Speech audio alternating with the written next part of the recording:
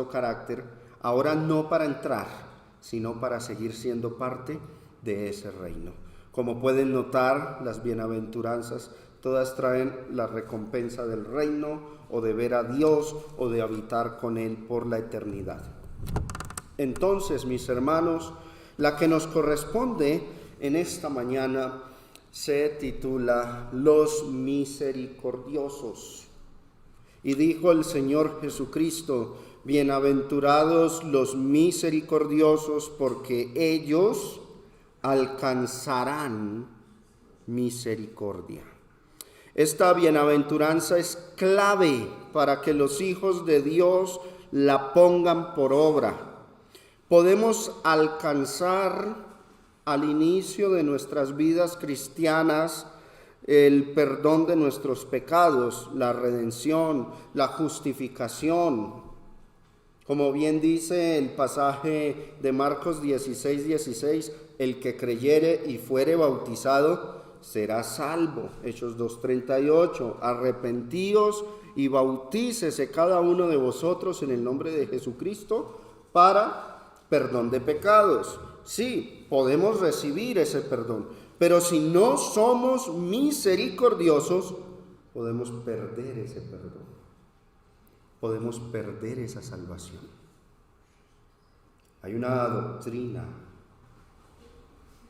por ahí que dice: salvo, siempre salvo, y enseña que la salvación no se puede perder, pero es totalmente contraria a lo que dice este pasaje.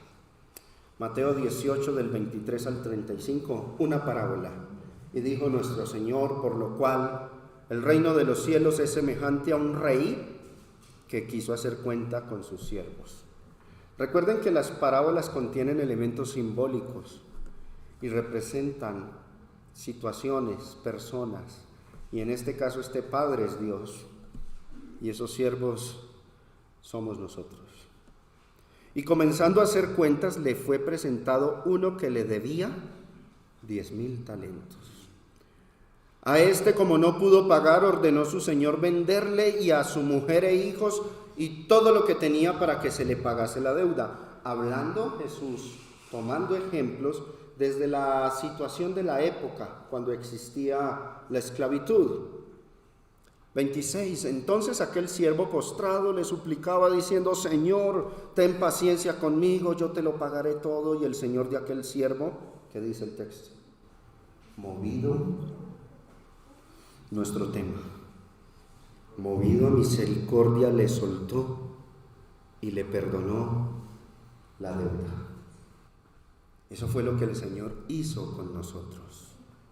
Una deuda enorme de pecado. ¿Y qué hizo el Señor?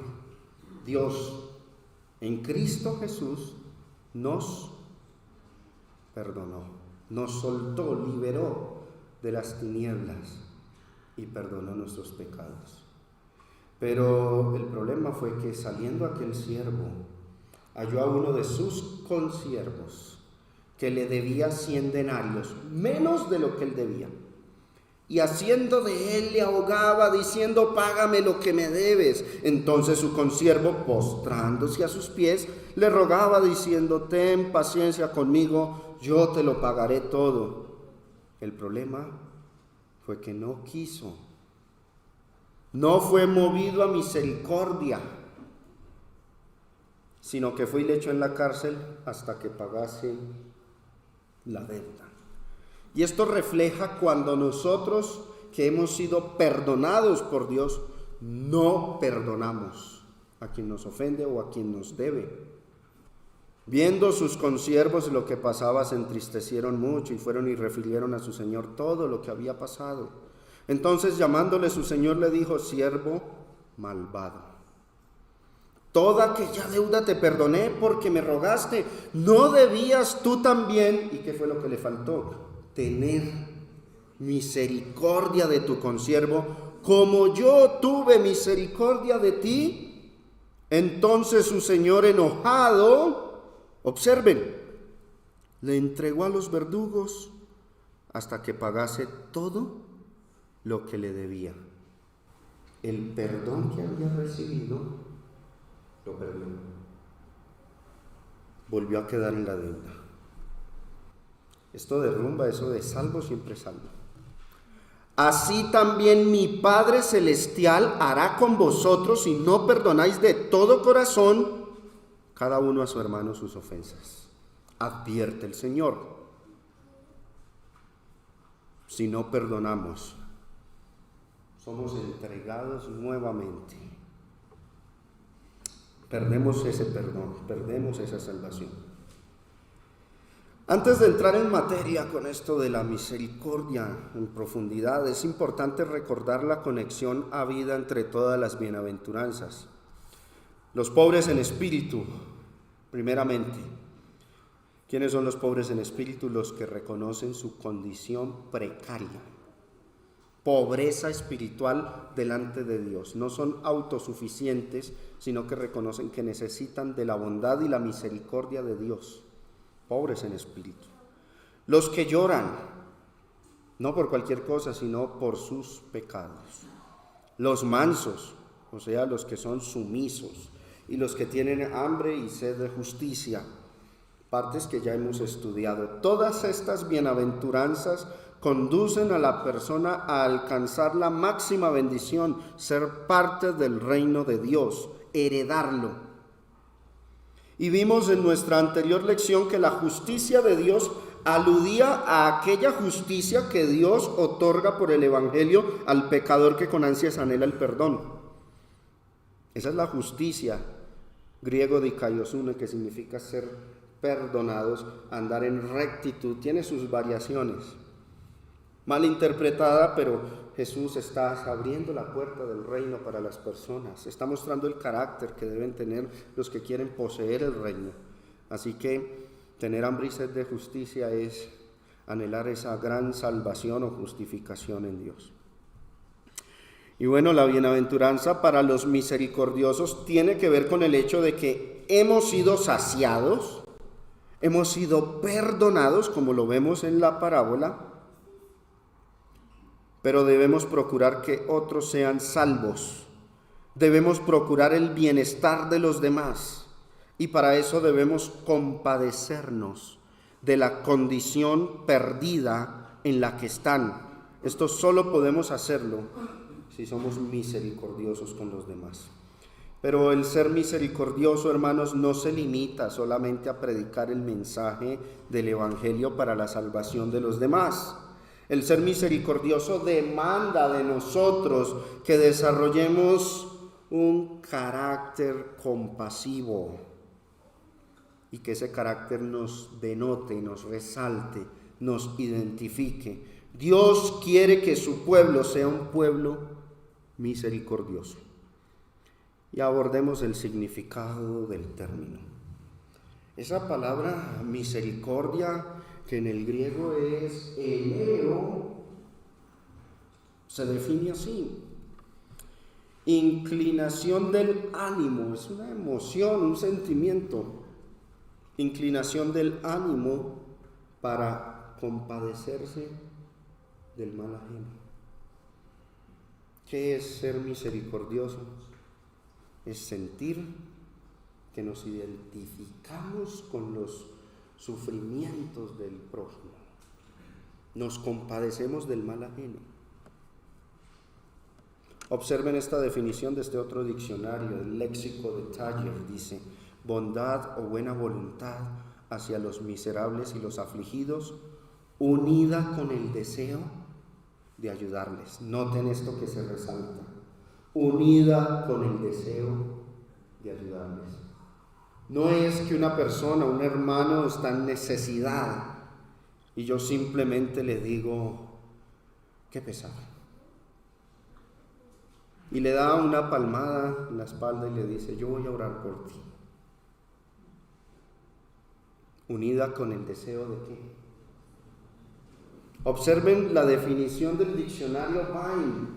Significa en general sentir simpatía con otra persona en su miseria. De ahí el término misericordia, en su miseria, y especialmente simpatía manifestada en actos.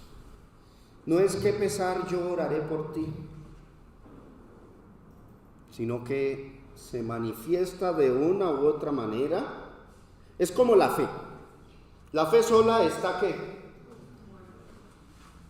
La misericordia no es solo la emoción de sentir tristeza y pesar por la condición de aflicción del prójimo, porque sería una misericordia muerta, sino que se tiene que manifestar en ¿qué? Así que si has pensado que por haber sentido pesar de alguien y orado, ya fuiste misericordioso, estábamos bien equivocados. Ser misericordioso significa sentir el dolor ajeno hasta el punto que nos conduzca a brindar la ayuda necesaria. Como decimos coloquialmente, nos ponemos en los zapatos del prójimo. Trabajamos, Dios nos bendice, nos da bienes materiales, pero no trabajamos solamente para venir el domingo y decir ofrendé. Efesios 4:28, el que hurtaba no hurte más, sino que trabaje haciendo con sus manos lo que es bueno, no solo para ofrendar, sino para que tenga que compartir con el que padece necesidad. Eso enseña la Escritura. En esto hemos conocido el amor, en que Él puso su vida por nosotros, también nosotros debemos poner nuestras vidas por los hermanos. Pero el que tiene bienes de este mundo y ve a su hermano tener necesidad y cierra contra él su corazón, ¿cómo mora el amor de Dios en él? Hijitos míos, no amemos de palabra ni de lengua, sino de hecho y en verdad. Esto es ser misericordioso. Por supuesto, llevando la misericordia al ámbito espiritual, debemos serlo con las personas que están perdidas, familiares, amigos que aún andan en tinieblas. El mejor gesto de misericordia es enseñarles el Evangelio, mostrarles la verdad para que se conviertan. Pero la misericordia aplica en ambos ámbitos, el espiritual y en las situaciones de vida en este mundo. Mis hermanos, la Biblia enseña que Dios es misericordioso. Cuando la Biblia dice que Dios es misericordioso, significa que Él, siendo un ser que habita en la eternidad, espíritu sin carne, sin sangre, que no sufre hambre ni las debilidades del hombre, sintió compasión de la condición del ser humano, que por su debilidad peca y comete errores. Y entonces Dios se identificó con el ser humano, se encarnó y murió por nosotros. Por eso la Biblia dice: y pasando Jehová por delante de él, proclamó: Jehová, Jehová fuerte, misericordioso, piadoso, tardo para la ira, grande en misericordia y verdad. Dios, viendo que todos los hombres pecaron y que su destino era la condenación eterna, destituidos de la gloria de Dios, dice Romanos 3:23, hizo el mayor acto de misericordia por nosotros. ¿Y cuál fue? Envió a su Hijo a morir y a hacer expiación por nuestros pecados y darnos la oportunidad de restaurarnos con Dios. Efesios 2 del 4 al 5, pero Dios, que es rico en misericordia, por su gran amor con que nos amó, aun estando nosotros muertos en pecados, nos dio vida juntamente con Cristo. Y dice, por gracia, ¿qué dice ahí? Sois salvos. Hermanos, si usted es salvo, es por la misericordia de Dios. Usted no es salvo por ser muy bueno. Usted no es salvo por ser muy obediente. Usted es salvo porque Dios tuvo que. Dios no estaba obligado a perdonarnos. La paga del pecado, lo justo, lo correcto, era que la muerte. Si Él hubiese determinado destruir el mundo y lo hubiese hecho y no hubiese salvado a nadie, bien hecho, era la justicia de Dios, era lo correcto. Pero Él quiso ser ¿qué? Misericordioso. Y el gesto que mostró fue que Él mismo se encarnó y murió por nosotros. Esa es la obra de Cristo. ¿Tú por qué crees que eres salvo? Nos salvó no por obras de justicia que nosotros hubiéramos hecho, sino por su misericordia, por el lavamiento de la regeneración y por la renovación en el Espíritu Santo. Por eso somos salvos. Ahora, la misericordia de Dios, se requiere una aclaración en este punto, para que el ser humano sea beneficiado por la misericordia de Dios. La misericordia de Dios tiene condiciones. No es pues que el pecador empedernido, Dios dice, tengo misericordia y lo salvo, sin que él haga nada en absoluto. La misericordia tiene condiciones. Proverbios 28:3, el que encubre sus pecados no prosperará, mas el que los confiesa y se aparta, ¿qué dice el texto? Alcanzará misericordia. Así que la misericordia de Dios no se trata de algo que Él simplemente siente, de una emoción donde nosotros de ipso facto nos beneficiamos sin condición alguna. Los beneficios de la misericordia divina se alcanzan siempre y cuando la persona se arrepienta genuinamente de sus errores, los confiese y se aparte de ellos. Alcanza misericordia. La idea central de este proverbio se expresa en varios pasajes de la Biblia, a veces de manera más amplia o más breve. En el Salmo 32, del 1 al 2 dice, bienaventurado aquel cuya transgresión ha sido perdonada y cubierto su pecado. Bienaventurado el hombre a quien Jehová no culpa de iniquidad y en cuyo espíritu no hay engaño. Y este texto lo vimos la lección anterior cuando hablamos de los que anhelan la justicia. Cubierto su pecado. Pero ¿cómo? ¿Cómo es que una persona es bienaventurada? ¿Cómo alcanza a ser perdonados sus pecados? Observen que el salmista no habló a la ligera pensando en que hay que esperar a ver si Dios tiene compasión de mí. Hay que hacer algo. ¿Qué hizo el salmista? Mi pecado te declaré y no encubrí mi iniquidad. Lo mismo que dice Proverbios. El que encubre sus pecados no prospera. ¿Qué hizo David? No lo encubrió.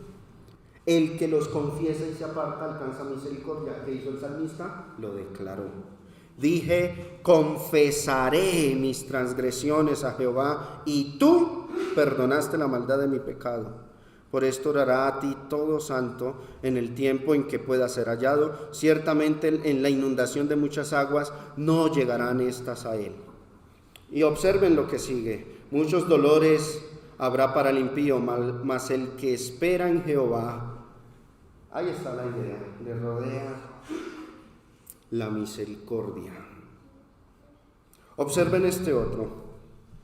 Si decimos que tenemos comunión con Él y andamos en tinieblas, o sea, encubrimos el pecado, no nos apartamos, andamos en tinieblas, mentimos y no practicamos la verdad.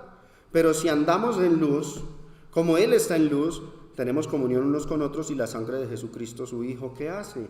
Nos limpia de todo pecado. Si decimos que no tenemos pecado, nos engañamos a nosotros mismos y la verdad no está en nosotros. Pero si confesamos nuestros pecados y súmele que andas en luz, o sea, confiesas, te apartas, Él nos perdona, alcanzamos misericordia. Interesante, ¿no? Pero bueno, el punto es este, hermanos. Dios nos pide que seamos misericordiosos. La vida cristiana es una vida de piedad y misericordia. Eso es lo que nos debe identificar a nosotros. Eso es lo que nos debe resaltar. Tú puedes arrepentirte, bautizarte. Tú puedes empezar a guardar las ordenanzas del Nuevo Testamento.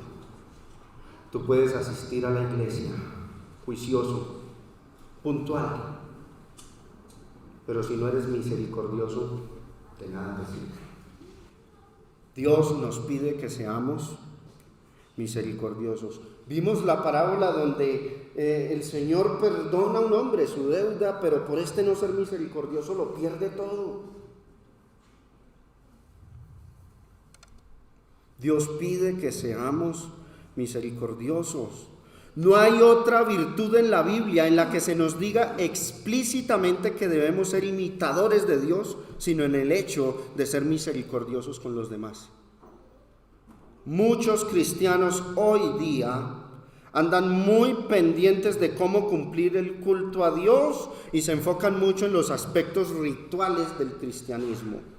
El domingo sin falta me reúno, tomo la cena dignamente, ofrendo correctamente con generosidad, aprendo mucha Biblia, defiendo a capa y espada la doctrina.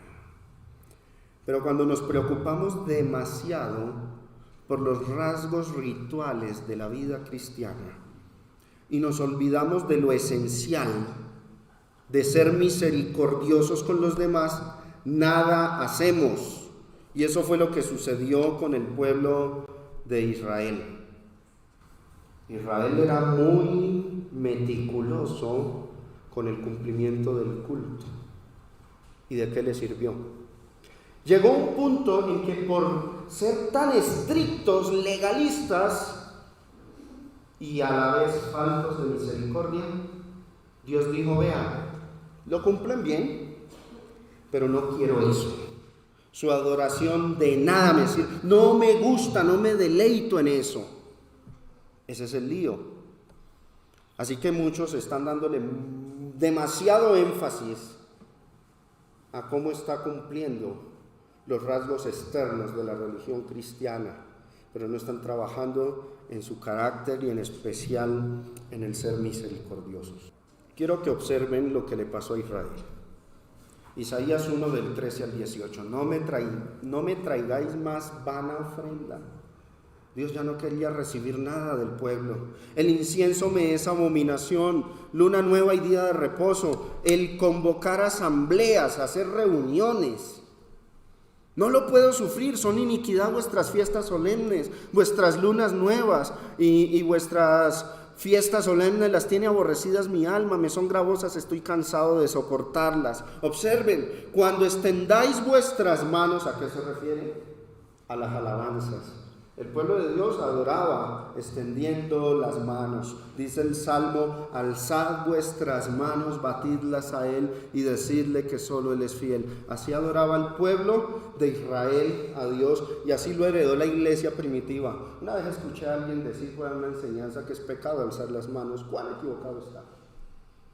Cuando extendáis vuestras manos para alabarle, yo esconderé de vosotros mis ojos. No recibe eso. Asimismo, cuando multipliques, ahora viene la oración. Yo no oiré. Llenas están de sangre vuestras manos. ¿Qué pide el Señor? Lávese, límpiese. Pero el lavarse y limpiarse, no, por supuesto, no consistía en empezar a hacer bien las cosas rituales, porque precisamente se las estaba rechazando. ¿En qué sentido se tenían que limpiar? Quiten la iniquidad de vuestras obras delante de mis ojos, dejad de hacer lo malo. ¿En qué?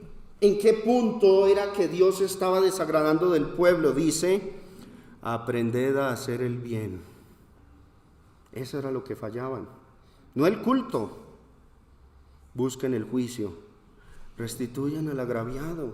Hagan justicia al huérfano. Amparen a la viuda. En pocas palabras, ¿en qué fallaba el pueblo? No fallaban el culto, pero Dios no le quería recibir esa adoración porque no eran misericordiosos. Y dice Dios, venid luego, dice Jehová, y estemos a cuenta. Si cambian, si son misericordiosos, ¿qué dice la bienaventurada? Bienaventurados los misericordiosos, porque ellos alcanzan la misericordia de Dios. Ahí viene el perdón. Si vuestros pecados fueren como la grana, como la nieve, serán emblanquecidos. Si fueren como el carmesí, vendrán a ser como blanca lana. Solo hasta que somos misericordiosos, Dios nos perdona. Bueno, eso es lo que enseña Jesucristo, su Santa Escritura, y eso es lo que Dios pide de nosotros, que seamos misericordiosos.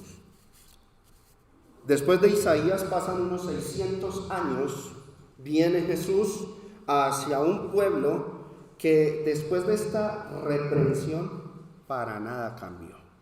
Triste. 600 años y el pueblo ¿qué?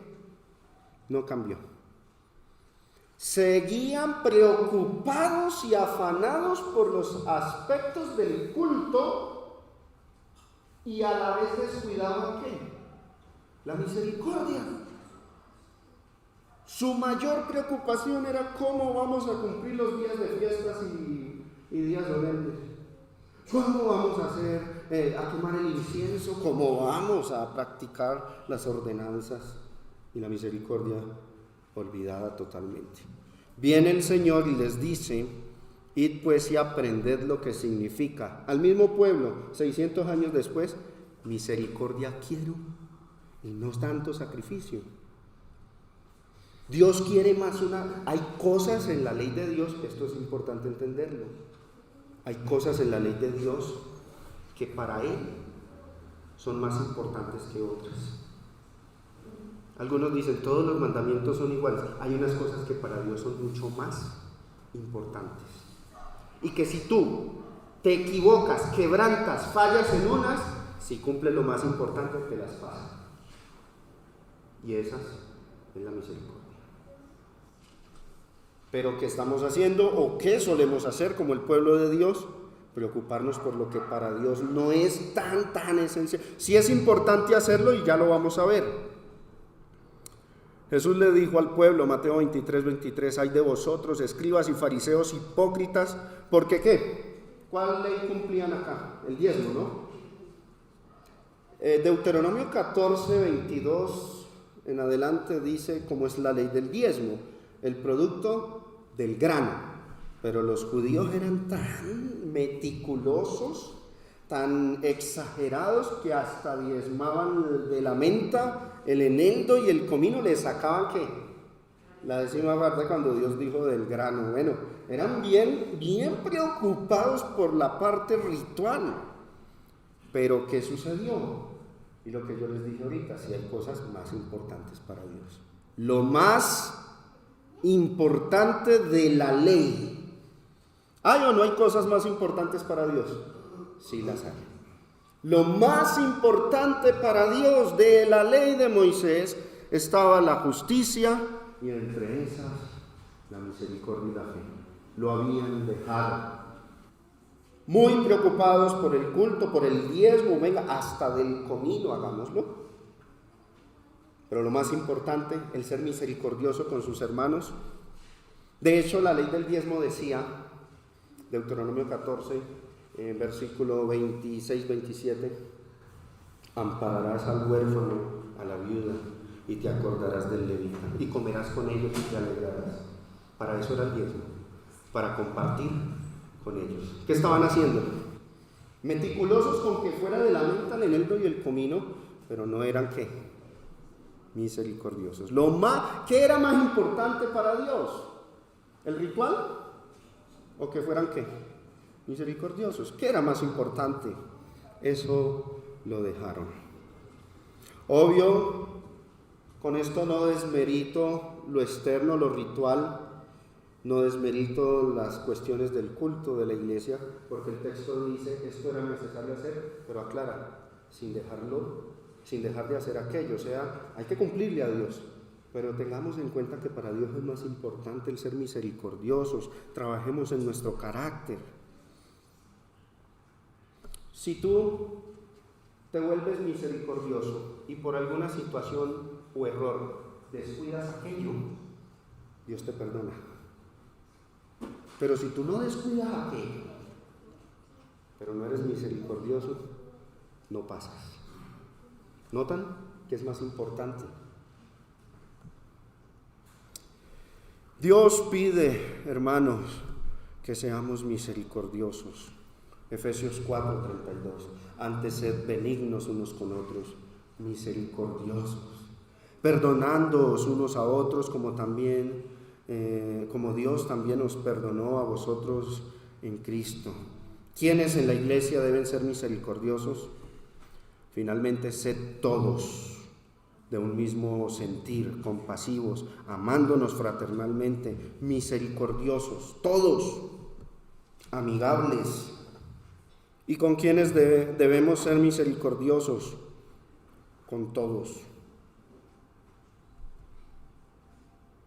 Porque si amáis a los que os aman, ¿qué mérito tenéis? También los pecadores aman a los que los aman. Y si hacéis bien a los que os hace bien, ¿qué mérito tenéis? Porque también los pecadores hacen lo mismo. Y si prestáis a aquellos de quienes esperáis recibir, ¿qué mérito tenéis? Porque también los pecadores prestan a los pecadores para recibir otro tanto. Amad pues a vuestros enemigos, haced bien, prestad, no esperando de ello nada, y será vuestro galardón grande. Y seréis, lo más importante, esto es para ser hijos de Dios, porque Él es benigno para con los ingratos y malos. Y si quisiéramos resumir estas palabras en lo que pide Dios de nosotros, ¿en qué términos se resumiría? Sed pues misericordiosos, el verso que sigue. Esa es la conclusión. Como también vuestro Padre es misericordioso. Y misericordiosos en el campo terrenal, en esta vida, en las situaciones de esta vida, pero también espiritualmente. El mejor gesto de misericordia para con un perdido es que te animes a predicarle el Evangelio. Es la única forma en que ese perdido se restaura. A veces no miramos las enseñanzas de Jesús desde esos dos ámbitos. Algunos espiritualizan mucho y descuidan las cuestiones de esta vida, y otros se enfocan en cosas terrenales y descuidan lo espiritual. Tenemos que ser equilibrados. La parábola del buen samaritano habla de la misericordia, ¿no? Y uno la lee y entonces un hombre que fue golpeado por ladrones y quedó ahí medio muerto en el camino, y vino un sacerdote, pasó de largo. Luego vino no el sacerdote, sino el que hace curso para sacerdote, el levita, y también ¿qué? Pasó de largo. Y luego vino el samaritano y ese le vendó las heridas y las limpió con aceite, y bueno, hizo una obra de misericordia.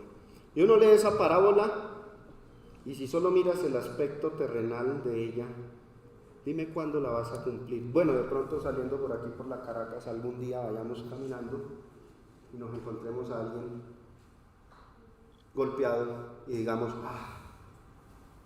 la parábola del buen samaritano, ¿no? Pero tú sí sales todos los días a la calle y ves personas golpeadas y moribundas por el pecado, y pasas de largo y no les predicas. Se aplican ambas, en lo terrenal y en lo espiritual. En ambas se debe aplicar esa parábola, porque si nos quedamos esperando a que nos salga ese hombre golpeado algún día, en esta vida difícilmente nos veremos en esa situación. Mis hermanos, ¿y por qué ser misericordiosos como Dios es misericordioso? Sencillo, porque esos son los que van a alcanzar misericordia en el día final, en el día en que Dios nos llame a cada uno de nosotros por nuestros actos, según nuestras obras. Y se abrirán los libros y seremos juzgados según nuestras obras. Jesús dijo, bienaventurados los misericordiosos, porque ellos, futuro, alcanzarán. ¿A qué día apunta? Misericordia. Necesitamos ser misericordiosos si queremos ser salvos. Es un requisito de salvación. No hay opción. Porque juicio sin misericordia se hará con aquel que no hiciere misericordia, y la misericordia será el elemento que va a triunfar en el día del juicio. ¿Quieres saber qué triunfa en el día del juicio? La misericordia. En el día final. Entonces dirá también a los de la izquierda: apartados de mí, observen esto, apartados de mí, malditos al fuego eterno, preparado para el diablo y sus ángeles. ¿Por qué? Tuve hambre y no me disteis de comer, tuve sed, no me disteis de beber, fui forastero, no me recogisteis, estuve desnudo, no me cubristeis, enfermo y en la cárcel, y no me visitasteis. Por eso es que el Señor juzgará a cada uno de nosotros. Bienaventurados los misericordiosos, porque ellos alcanzarán misericordia. Y en el juicio, la que va a triunfar es la misericordia. Y en el juicio, tú no te vas a presentar ante Dios diciendo: fui perfecto, cumplí todo. Si decimos que no tenemos pecado, nos engañamos. En el juicio, lo que tú más vas a necesitar ese día de Dios, ¿qué es? Vas a decirle: Señor, con temor, toda rodilla se doblará, y vas a decirle: no te cumplí perfectamente, no pude, ayúdame, Señor, ayúdame. Pero Él tendrá misericordia del que sea haya sido misericordioso. Ese es el carácter que Jesús enseñaba, con el cual preparaba al pueblo judío para que entraran en el reino. Pero ese es el carácter de los que ahora somos del reino.